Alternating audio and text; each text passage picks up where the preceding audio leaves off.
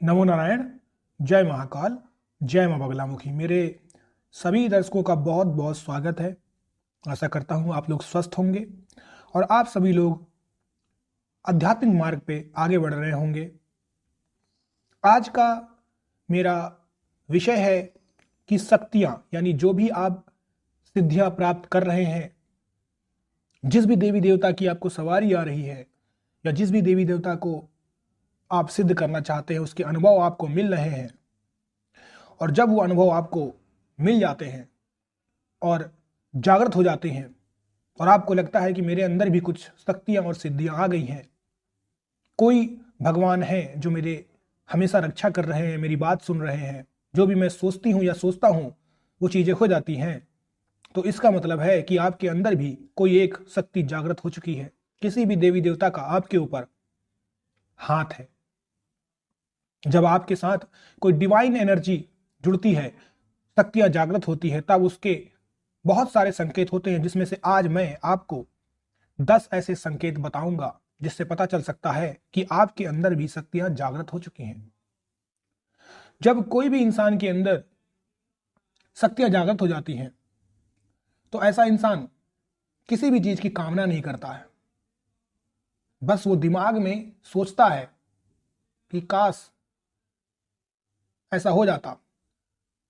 बोल नहीं रहा, देखिए बोलना मुंह से नहीं बोलता है ऐसा इंसान, बोलने और फर्क होता है। उसकी मानसिक शक्ति इतनी बढ़ जाती है, उच्च स्तर की हो जाती है कि वो दिमाग में सिर्फ सोचता है और वो चीज हो जाती है। ऐसा इंसान अपने पिछले पुराने समय के सारे अनुभवों को याद करता है कि मैंने क्या क्या गलतियां की थी और किन किन गलतियों को मुझे सुधारना था और अब मैं इस बार सुधारूंगा।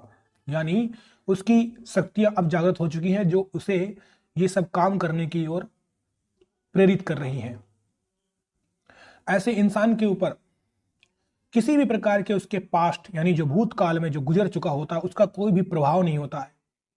उसे अपनी आत्मा से साक्षात्कार हो चुका होता है। वो सभी चीजों का विश्लेषण करके अवलोकन करके आगे बढ़ता जाता है और ईश्वर की भक्ति में ही रहता है। ऐसा इंसान अपने भविष्य के विचारों में खोता है, शांति ढूंढता है और सोचता है कि अब इस जिंदगी को मैं कुछ काम में लाऊंगा। ऐसे इंसान की कुंडली जागृत हो जाती है।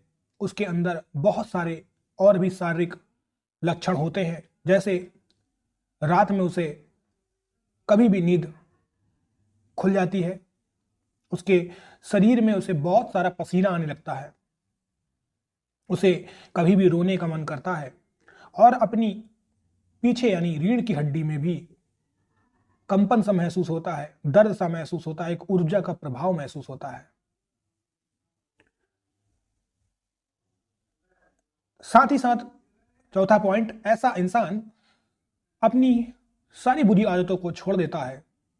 जो उसका पहले रवैया था खाना खाने का, किसी भी समय खाना खाना, किसी भी प्रकार का खाना खाना, जैसे मांसाहार खाना खाना, यह सब वो सुधार देता है। अपनी जीवन शैली में बहुत सारे बदलाव लाता है, अपने अंदर खुशी का अनुभव करता है। ऐसा इंसान सबसे पहला अपना अहंकार को छोड़ देता है। जो वो वर्तमान में करना चाहता है, जीना चाहता है, बस उसी में ही अपनी खुशियां ढूंढ लेता है। कह सकते हैं कि ऐसा इंसान अपने मन पर काबू पा लेता है और बेहतर ढंग से अब अपने कल को संवारने की तरफ अग्रसर रहता है। छठी बात, ऐसा इंसान अपनी तीसरी आंख खोल लेता है और जब तीसरी आंख खोल लेता है तो वो किसी के भी चेहरे को पढ़ लेता है। उसे पता चल जाता है कौन उसका अपना है, कौन पराया है, कौन कैसे रूप दिखा रहा था और कौन कैसे अब रूप दिखाएगा।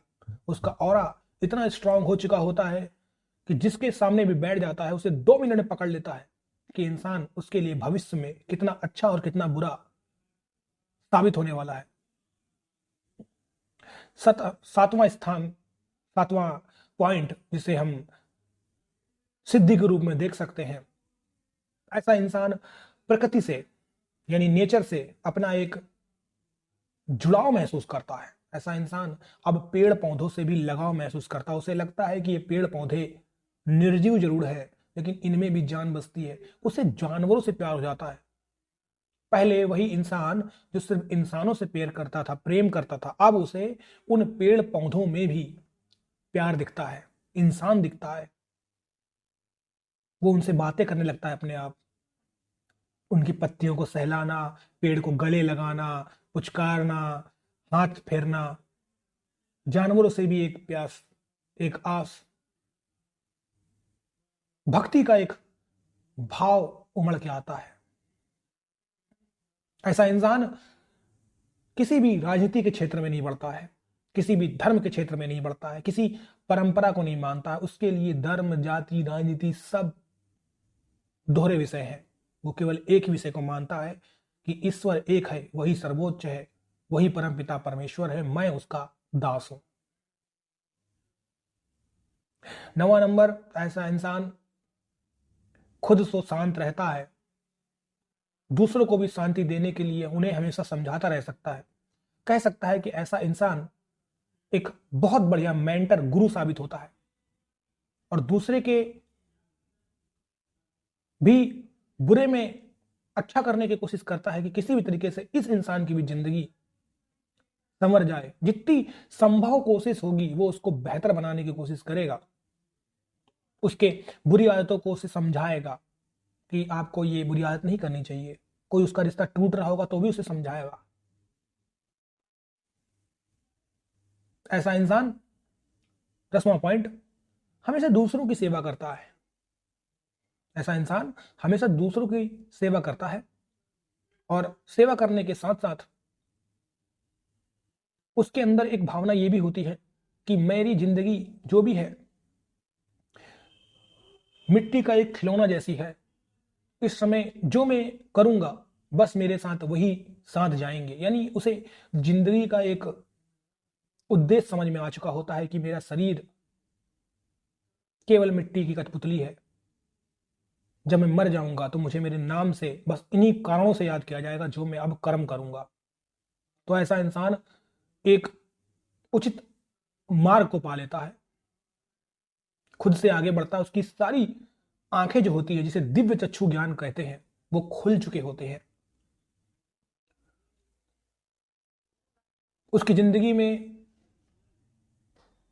आगे और भी बहुत सारे पड़ाव आते हैं, जब इसके बाद उसे और भी सिद्धियां मिल जाती है। ऐसा इंसान पंडितों में महापंडित, ज्ञानियों में महाज्ञानी, विद्वानों में महाविद्वान हो जाता है। अगर आपके अंदर भी इतने सारे लक्षण हैं तो आपके अंदर भी शक्तियां जागृत हो चुकी हैं। ये तो सिर्फ एक शुरुआत है। एक कहावत है कि ये तो सिर्फ शुरुआत है, आगे आगे देखिए होता है क्या। बिल्कुल सच बात है, ये तो सिर्फ एक शुरुआत है। इसी तरीके से आप मार्ग में डटे रहिए, जुड़े रहिए और वीर तुम बढ़े चलो और धीर तुम बढ़े चलो। और सामने पहाड़ हो, कैसा भी पहाड़ आए, कोई भी परिस्थिति आए, बिल्कुल घबराना नहीं है, लड़ जाना है, डट जाना है। परमपिता परमेश्वर भी तुम्हारे हैं, शक्तियां और सिद्धियां भी तुम्हारी हैं, भोग विलास सब कुछ तुम्हारा है। तो आशा करता हूं अगर आपको मेरा आज का ये वीडियो टॉपिक पसंद आया है तो इसे लाइक और शेयर जरूर करें। जो लोग मेरे चैनल पर नए आए हैं वो मेरे चैनल को सब्सक्राइब करें और बेल आइकन बटन को भी दबाएं ताकि नेक्स्ट वीडियो का नोटिफिकेशन आपको मिले। इसी के साथ मैं आपसे इजाजत चाहता हूं और आपकी सभी मनोकामनाएं मेरे इष्ट नारायण पूरा करें। नमो नारायण। जय महाकाल, जय मां बगलामुखी।